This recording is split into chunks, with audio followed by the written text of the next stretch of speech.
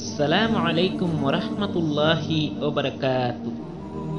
যে সায়ের জিকিরে গুনাহ গাছের পাতার মতো ঝরে যায়। আল্লাহর জিকির করার অনেক বাক্য কালিমা রয়েছে, তবে চারটি বাক্য আল্লাহর অনেক পছন্দ। এই চারটি বাক্যের মাধ্যমে আমরা আল্লাহ তাআলার পবিত্রতা বর্ণনা করি, তার প্রশংসা করি, তার একত্ববাদের স্বীকারোক্তি দেই এবং তার বড়ত্ব স্বস্তি বর্ণনা করি। এই চারটি বাক্য মানুষের গুনাহগুলো জড়িয়ে দেয়, যেমন শীতকালে গাছের পাতা ঝরে যায়।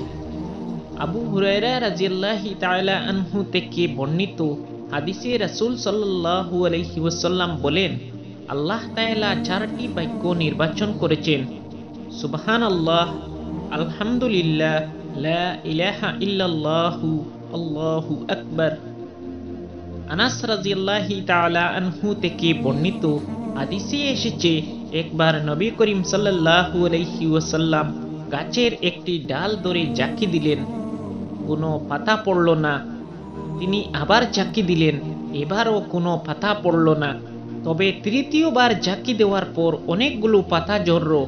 তখন নবীজি সাল্লাল্লাহু আলাইহি ওয়াসাল্লাম বললেন, নিশ্চয় সুবহানাল্লাহ, আলহামদুলিল্লাহ, লা ইলাহা ইল্লাল্লাহু, আল্লাহু আকবার বলা বান্দার গুনাহ জড়িয়ে দেয়, যেমন শীতকালে গাছ তার পাতা জড়ায়।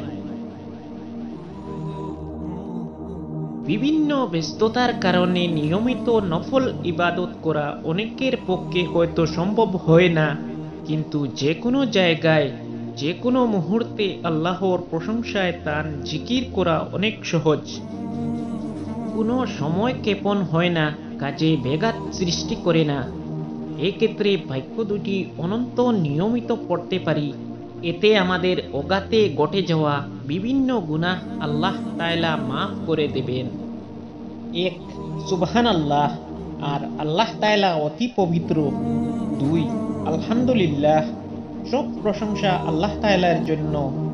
তিন, লা ইলাহা ইল্লাল্লাহু, আর আল্লাহ তাআলা ব্যতীত সত্য কোনো মাবুদ নেই। চার, আল্লাহু আকবার, এবং তিনি অতি মহান।